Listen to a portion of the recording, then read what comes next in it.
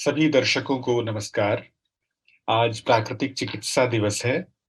इस अवसर पर आप सभी लोगों को उत्तम स्वास्थ्य की कामनाओं के साथ बहुत-बहुत बधाई। प्राकृतिक चिकित्सा संभवतः विश्व की सबसे प्राचीन और स्वतः प्रवृत्त होने वाला विज्ञान है।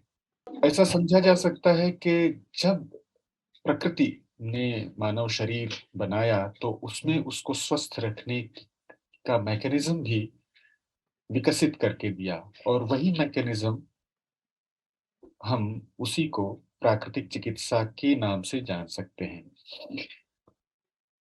इसकी सामान्यतया ये है कि शरीर हमारा जिन 5 तत्वों से बना है, क्षिति, जल, पावक, गगन, समीर, इन्हीं से इसकी चिकित्सा भी हो सकती है। यदि इसकी चिकित्सा में हम किसी अन्य बाह्य विजातीय तत्वों को शामिल करते हैं, तो मानो हम उसे और अधिक रुग्ण बनाते हैं। भारत में प्राचीन काल से ही हमारे वैदिक जन न केवल इसके बारे में जानते थे, अपितु इसका उपयोग करते थे। वेदों में बहुत सारे मंत्र हैं, जिसमें प्राकृतिक शक्तियों को से औषधियों की कामना की गई है। आपो याचामि भेषजम, मैं जल से भेषज की यानी औषधि की मांग करता हूँ, प्राप्ति करता हूँ। या आप आरोग्यम भास्करादिच्छेद, पृथ्वी पर तो पूरा सूक्त ही है जो कि वैदिक राष्ट्रगीत कहा जाता है अथर्ववेद में। वे इन 5 तत्वों को देवता का स्थान मिलना बताता है कि हम प्रकृति के इन 5 तत्वों से कितने निकट और अ, हम किस तरह से हार्दिक रीति से जुड़े हुए थे। स्वतंत्रता के बाद प्राकृतिक चिकित्सा में एक नई स्फूर्ति आई, विशेष रूप से महात्मा गांधी के नेतृत्व में तथा उनके जैसे अनेक अन्य महापुरुषों के अ, नेतृत्व में उसका पुनरुत्थान भी हुआ। आज बहुत सुंदर अवसर ये है कि प्राकृतिक चिकित्सा दिवस है और हम थोड़ा इस दिवस के बारे में जानेंगे।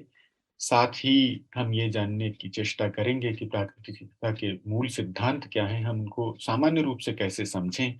और ये सब जानने के लिए हमारे बीच आज फिर डॉक्टर उषा उपाध्याय, जो कि प्राकृतिक चिकित्सक एवं योग शिक्षक हैं, उपस्थित हैं। डॉक्टर साहब, कार्यक्रम में आपका स्वागत है। तथा आपको भी प्राकृतिक चिकित्सा दिवस की बहुत शुभकामनाएं। सबसे पहले मैं आज के अवसर पर ये जानना चाहूंगा कि प्राकृतिक चिकित्सा दिवस क्या है और आज का ही दिन प्राकृतिक चिकित्सा दिवस के रूप में क्यों निश्चित किया गया है, क्यों नियत किया गया है?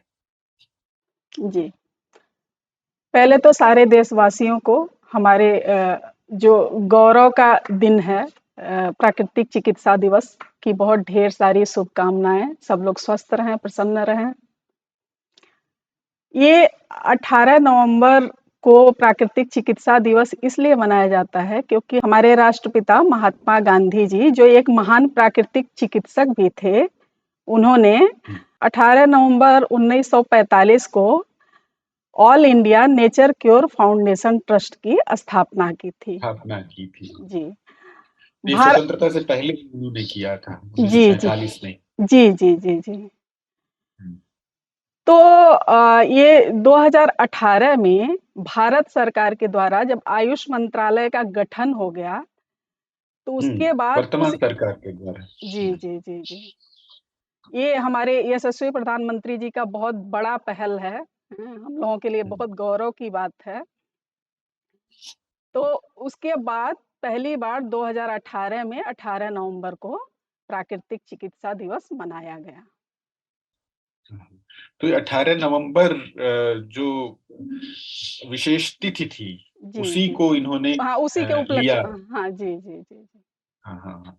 तो एक तरह से ये गांधी जी से भी संबद्ध है और उसको, अच्छा, इसको पहले कभी किसी दूसरी तिथि पर मनाया जाता था हाँ, क्या, ऐसा? हाँ, पहले भी प्राकृतिक चिकित्सा दिवस मनाया जाता था 2 अक्टूबर को, गांधी अच्छा जी अच्छा, के गांधी जी के, गांधी जी के हाँ, जन्म दिवस पे। जन्मदिन के अवसर जी पर। जी जी। हाँ हाँ, लेकिन गांधी जी ने गांधी जी का जो संबंध प्राकृतिक चिकित्सा के साथ है, जी। उसको उससे डायरेक्ट जो संबंधित है जी, जी, जी। तारीख, उसके उस तारीख के साथ इन्होंने जोड़ दिया। जी, जी। तो ये बहुत महत्वपूर्ण चीज़ है। तो बहुत आज सुखद अवसर है, इसका प्रचार होना चाहिए, प्रसार होना चाहिए। इसके लिए हम थोड़ा-सा ये जानने की कोशिश करेंगे आपसे, आप इस विषय के विशेषज्ञ हैं, कि प्राकृतिक चिकित्सा वस्तुतः है क्या? क्योंकि चिकित्सा की बहुत सारी प्रविधियाँ हमारे समाज में प्रचलित हैं। एलोपैथी, जिसको अंग्रेज़ी दवा का सिस्टम कहते हैं, वो अ, बहुत ज़्यादा प्रचलित है। बहुत सारे लोगों में लोकप्रिय भी है, विश्व स्तर पर वो छाई हुई है। लेकिन इसके साथ-साथ जो एक आनुषंगिक चिकित्सा अब तो उसको कहने लगे हैं, जो आयुर्वेद भी है, यूनानी भी है, पूरा आयुष मंत्रालय जिसको समर्पित है, उसके अंतर्गत हम आयुर्वेद को भी जानते हैं, यूनानी दवाएं भी मिलती हैं, लेकिन प्राकृतिक चिकित्सा के बारे में जागरूकता कम है, संभवतः इसलिए कि इसके विषय में जानकारी बहुत कम है। तो आप इसकी भूमिका हमें बताइए, इसका परिचय हमें बताइए, ताकि हम ये समझ सकें कि वस्तुतः प्राकृतिक चिकित्सा है क्या? जी। प्राकृतिक चिकित्सा, नेचुरोपैथी, यह कितना बड़ा शब्द है, इसको समझ पाना बहुत मुश्किल है, जिसको अभी तक कोई भी ठीक से नहीं समझ पाया है। प्रकृति असल में एक परमात्मा का विधान है। वो अनंत काल से चला आ रहा है और अनंत काल तक चलता रहेगा। हुँ, और प्राकृतिक चिकित्सा एक दवाइयों से रहित प्राकृतिक चिकित्सा पद्धति है, हुँ, जिसमें दवाइयों हुँ। का कोई रोल नहीं होता है। यानी किसी बाहरी तत्व का किसी भी प्रकार की भूमिका जी, स्वास्थ्य प्रदान करने में नहीं है। जी, जी। प्राकृतिक चिकित्सा हमें जीवन जीने की कला सिखाती है। हुँ, हुँ। प्राकृतिक अर्थात चिकित ये जीवन, हाँ, मतलब हमारे रोज़मर्रा के जीवन में ही इन चीज़ों को जी, जी, हम जी। शामिल कर लेते हैं, बाहर जी। से कोई चीज़ आरोपित नहीं करते हैं। जी, जी, जी। हुँ, प्राकृतिक चिकित्सा हमारे नैसर्गिक ज्ञान जो प्राकृतिक ज्ञान है, उसको भी जागृत हुँ, करता है। अच्छा, प्राकृतिक हाँ, चिकित्सा हमें अपने पर विश्वास करना सिखाता है। गांधी जी कहते भी थे कि प्राकृतिक चिकित्सा पद्धति ही एक ऐसी चिकित्सा पद्धति है, जो हमें खुद को स्वस्थ रखने में सक्षम है। बाकी कोई भी हाँ, चिकित्सा पद्धति हमें खुद को स्वस्थ रखने में सक्षम नहीं है। सक्षम नहीं। हाँ, जी, बहुत ही सुंदर। तो ये प्राकृतिक चिकित्सा इतनी महनीय है, इतनी महत्वपूर्ण है, आपने इसकी महत्ता बहुत अच्छी तरह से बताई कि किस प्रकार ये केवल ऐसी चिकित्सा पद्धति है जो कि हमारी हमारे शरीर को पूर्णतः स्वस्थ रखने में अकेली कारगर है, अकेली जी, समर्थ है। जी, तो इसकी कार्यप्रणाली क्या है? इसकी कार्य प्रविधि क्या है, जिसके कारण ये इतनी कारगर है? मतलब ये मानव शरीर पर किस तरह से अपना प्रभाव डालती है? इसके बारे में हमें थोड़ा-सा आप आलोकित करें। जी, जी, जी।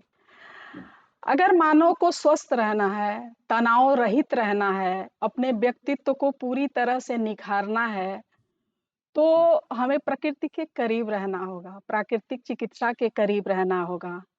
हम सब प्रकृति के संतान होते हुए भी प्रकृति से दूर होते गए धीरे-धीरे और जिसकी वजह से बहुत सारे शारीरिक, मानसिक उलझनों में उलझते चले गए। सही, अगर सही। अगर हम फिर से प्रकृति के करीब आ जाएँ, तो हम हर तरह की बीमारियों से, उलझनों से दूर हो जाएँगे। हुँ, हुँ, हुँ, हुँ।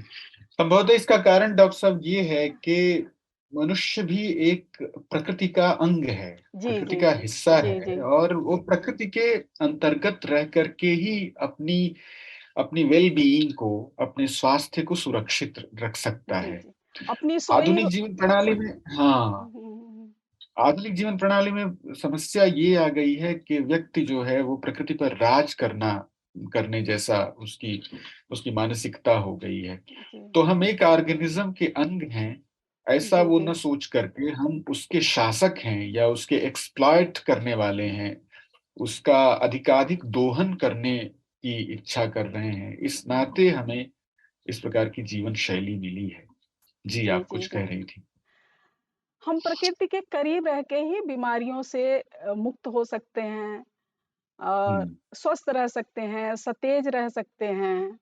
हुँ, हमारे गलत खान-पान, गलत रहन-सहन की वजह से हमारे शरीर में बहुत तरह के टॉक्सिन्स आ जाते हैं, जिसको जी, प्राकृतिक चिकित्सा के शब्दों में कहते हैं विजातीय द्रव्य। प्राकृतिक चिकित्सा हुँ, हमें उस विजातीय द्रव्य से मुक्त करता है। इसीलिए हुँ, हमारा शरीर जब हम प्राकृतिक चिकित्सा के शरण में जाते हैं, तो पहले ही दिन से स्वस्थ महसूस करते हैं। उसका कारण यही हुँ, है कि हम अच्छा, कुछ कुछ विजातीय द्रव्य ले नहीं रहे हैं, बल्कि हमारे शरीर से टॉक्सिन्स बाहर निकल रहा है। बाहर निकल रहे हैं। जी, अच्छा, मैंने ये सुना है प्राकृतिक चिकित्सा के बारे जी, में जी, कि इसमें एक रोग का एक ही कारण और इलाज का एक ही साधन बताया गया है कि रोग का एक ही कारण कि ये टॉक्सिन्स जो हैं, जी। वही रोग के कारण हैं हाँ, हाँ, हाँ। और उनको किसी तरह से निकाल करके बाहर करना, जी, किसी तरह मतलब प्राकृतिक साधनों से जी, बाहर जी, जी। निकालना ही हाँ, उसकी चिकित्सा का हाँ, एकमात्र हाँ। तरीका है। सारे तो रोगों का एक ही कारण है और एक ही निवारण है। एक ही निवारण है। जी, बहुत अच्छा, वही टॉक्सिन्स को का जमना और उनका निकलना। जी, जी। तो ये बहुत महत्वपूर्ण चर्चा आपने की कि किस तरह से ये कार्य करता है और तो ये टॉक्सिन्स निकालने के जो साधन हैं प्राकृतिक चिकित्सा में, जी, जी। वे कौन हैं और वो किस तरह से उसको उसका उपयोग किया जाता है, इसके बारे में हमारी स्वाभाविक जिज्ञासा है। क्योंकि जब एक ही प्रकार का निवारण है, एक ही प्रकार का रामबाण हम जिसको ब्रह्मास्त्र कह सकते हैं, जी, उसके बारे में हमारी जिज्ञासा स्वाभाविक है कि उन प्राकृतिक चिकित्सा के जो चिकित्सक हैं, उनके वे कौन-कौन से साधन हैं जिनके माध्यम से वे मनुष्य के शरीर से विजातीय द्रव्यों को निकालते हैं जो कि वर्षों के गलत रहन-सहन, खान-पान से जुट गए होते हैं और विभिन्न प्रकार की शारीरिक, मानसिक व्याधियों को उत्पन्न करते हैं। इस पर जी। प्रकाश डालें। प्राकृतिक चिकित्सा में चिकित्सा के साधन है पंचतत्व। पंचतत्व अच्छा, मिट्टी, पानी, हवा, धूप और हाँ, आकाश। हुँ। जी। आसन, प्राणायाम, संतुलित हुँ, और सात्विक आहार, हैं? हुँ, मालिश, उपवास, हुँ, इन सब की वजह से रोग दबते नहीं हैं बल्कि शरीर से बाहर हो जाते हैं। हुँ, हमारे शरीर में जो भी टॉक्सिन्स है, उसको प्राकृतिक चिकित्सा के ये साधन निकाल के बाहर कर देते हैं और हमारा शरीर निर्मल हो जाता है, रोग मुक्त हो जाता है। अगर रोग नहीं है, आइए तभी भी हमें हुँ, महसूस होता है कि हमारे अंदर बहुत सारी ऊर्जा का संचार हो गया, हमारा माइंड शांत हो गया, हम जो कर रहे हैं उसमें बहुत मन लग रहा है हमारा। जी। हुँ। ये जो आपने बात कही कि इन साधनों के उपयोग से रोग दबते नहीं हैं, हुँ। बल्कि ये जड़ से समाप्त हो जाते हैं। ये बहुत महत्वपूर्ण बात इस दृष्टि से है, क्योंकि बहुत बार हम जो दवाइयाँ लेते हैं, वो चूँकि सिम्पटम्स पर आधारित होते हैं, तो जी। वो लक्षणों पर आधारित होते हैं और उनका लक्ष्य सामान्यतया उन लक्षणों को दबाना होता है, लक्षणों को समाप्त करना होता है, ना कि जी। रोग के मूल कारणों का पता लगा करके उसको नष्ट करना होता है।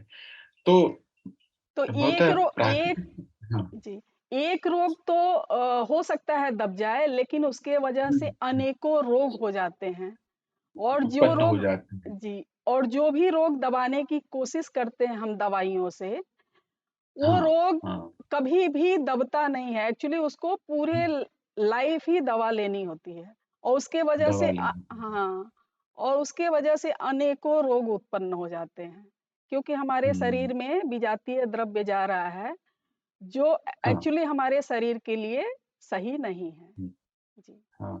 तो वो रोग अगर दब गया, तो इसका मतलब ये है कि उसका उसका कारण तो नष्ट नहीं हुआ ना। जी। उसका जो टॉक्सिन्स हैं, जो विजातीय द्रव्य हैं, जो रोग के कारक थे, वो तो वैसे के वैसे पड़े रह गए।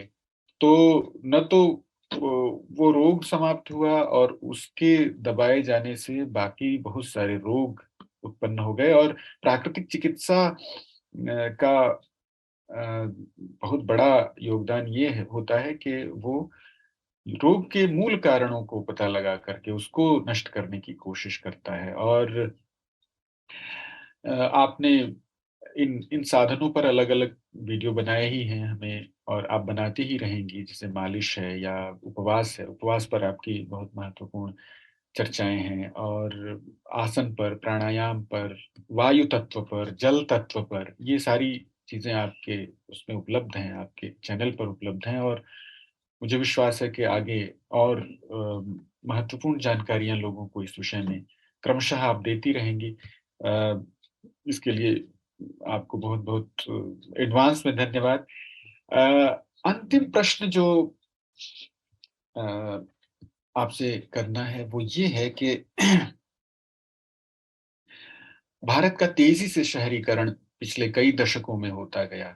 हम लोग जब बचपन में थे और अभी फ़िलहाल जिस स्थिति में हैं, उसमें हम देख रहे हैं कि ज़मीन-आसमान का फ़र्क है, अंतर है और शहरी जीवन पद्धति जो है, उस कहीं न कहीं व्यक्ति उससे उसका सामना होता है और शहरी जीवन पद्धति की जो अच्छाइयाँ हों, जो उसकी सुविधाएँ हैं हों, वो तो हैं ही अपनी जगह पे, लेकिन एक स्वाभाविक और अस्वाभाविक तनाव अवश्य आ जाता है। क्योंकि वो सारी प्रणाली जिस जिस शहर में वो रहता है, वो स्वयं इस तरह से भागम-भाग और भाग-दौड़ की ज़िंदगी है कि उसमें तनाव अवश्यम भावी हो जाता है। तो प्रश्न ये उठता है कि हम ऐसी स्थिति में इस वातावरण में, नगरीकरण के वातावरण में, प्रतिदिन के जीवन में किस प्रकार प्राकृतिक चिकित्सा की प्रणालियों का उपयोग करके अपने रहन-सहन को अच्छा बनाएँ और जीवन को तनाव मुक्त रखें ताकि वो स्वस्थ रह सके? जी। आज के समय में हमें प्राकृतिक चिकित्सा प्रणाली की सबसे ज़्यादा ज़रूरत है। हुँ, हमारे नैसर्गिक ज्ञान पे एक धूल की मोटी परत पड़ गई है, उसको साफ सही, करने की ज़रूरत है। उसको सही। झाड़ के जैसे ही हम क्लीन करेंगे, वैसे ही हमारा नैसर्गिक ज्ञान जागृत हो जाएगा। जागृत हो जाएगा। मतलब वो ज्ञान पहले से है विद्यमान जी, और जी। हमें उसके बीच में जो अवरोध हैं उसको नष्ट करना होगा। जी, जी, जी, जी। और जैसे ही हमारा नैसर्गिक ज्ञान जागृत होता है, वैसे ही हमें पता चलता है कि हमें संतुलित आहार लेना चाहिए, सात्विक आहार हुँ, लेना चाहिए, आसन प्राणायाम करना चाहिए। और एक बहुत महत्वपूर्ण बात है कि हमें रोज़ अपने दिनचर्या में ध्यान को ज़रूर शामिल करना चाहिए। अच्छा। हम हम अगर आधे घंटे भी अपने दिनचर्या में ध्यान को शामिल करते हैं, तो हुँ, हमारा जो पूरे दिन का थकान है या स्ट्रेस हुँ, कह सकते हैं, वो सब हुँ, खत्म हो हुँ। जाता है और जी, हमारा हमारा शरीर फिर से तरोताज़ा हो जाता है। तो जी, हमें आसन प्राणायाम के साथ ध्यान को ज़रूर शामिल करना चाहिए और साल में कम से कम 10 से 15 दिन किसी भी प्राकृतिक चिकित्सालय में जाके अपने आप को डिटॉक्स ज़रूर करा लेना चाहिए। अपने जी, शरीर का सर्विसिंग ज़रूर करा लेना चाहिए, जी, जो बहुत ही जी। ज़रूरी है। हाँ, जिस तरह से किसी भी वाहन को बहुत आवश्यक होता है कि वो सर्विसिंग करे, जी, जी, ओवरहॉलिंग करे हर जी। हर वर्ष और ये विशेष रूप से जो शहरीकरण के वातावरण में रहते हैं, उनके लिए तो बहुत ही आवश्यक है। बिल्कुल, बिल्कुल। कहीं दूर-दराज क्योंकि प्राकृतिक चिकित्सालय में चले गए और अपना हुँ, महत्वपूर्ण 10-15 दिन वहाँ पे अपने आप को दे के हुँ, आ गए, हैं? फिर हुँ, हम हुँ, पाएँगे कि हुँ, बहुत चेंज आया हमारे अंदर। हाँ, हाँ, जी, हाँ, बिल्कुल क्योंकि यहाँ वायु भी उस तरह से प्रदूषित है, जल भी इस तरह से प्रदूषित है और तनाव के लिए आपने बहुत महत्वपूर्ण बात कही कि जी, नित्य प्रति जो है वो हम ध्यान को अवश्य अपने अ, दिनचर्या में शामिल करें और मुझे लगता है कि ध्यान के लिए आपने एक वीडियो बनाया भी है और उस जी, पर चर्चा की है आपने, तो उसको हम देख सकते हैं। जी। और मैं एक और और इस प्रोग्राम के जी, तहत एक अपील करना चाहूँगी कि जी। हम लोग जाने-अनजाने में हमारे जो बच्चे हैं जो मेन ये हो रहा है सभ्य समाज में, हुँ, बच्चों में सबसे ज़्यादा नैसर्गिक ज्ञान होता है, लेकिन हम बच्चों सही को इतना ज़्यादा जंक फूड, फ़ास्ट फूड से जोड़ देते हैं, जब बच्चों को हुँ, हुँ, समझ में भी नहीं आ रहा होता है कि हो क्या रहा है उनके साथ, तभी से हम उनके उनको साथ।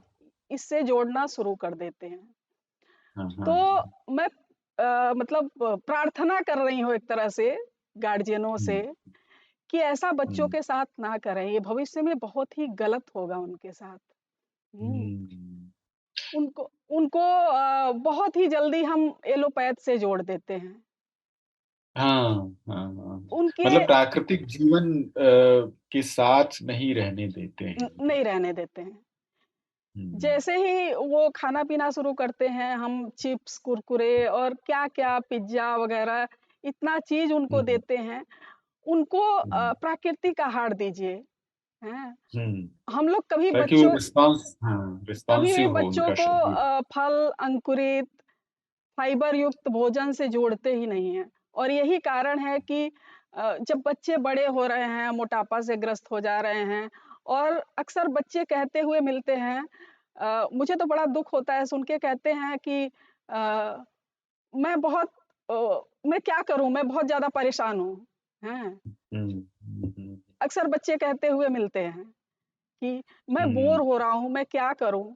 आपने जब अपने ये बचपन आजकल की की बात पीढ़ी बताई है। है, हम लोगों के बचपन की बात बताई है, जब हमारा बचपन बीता है, हम कभी हुँ, ऐसे होता ही नहीं था कि हम बोर हो रहे हैं। सही बात है। तो क्योंकि ये हम लोग गलत खान-पान, रहन-सहन का नतीजा है। नतीजा है नतीजा है।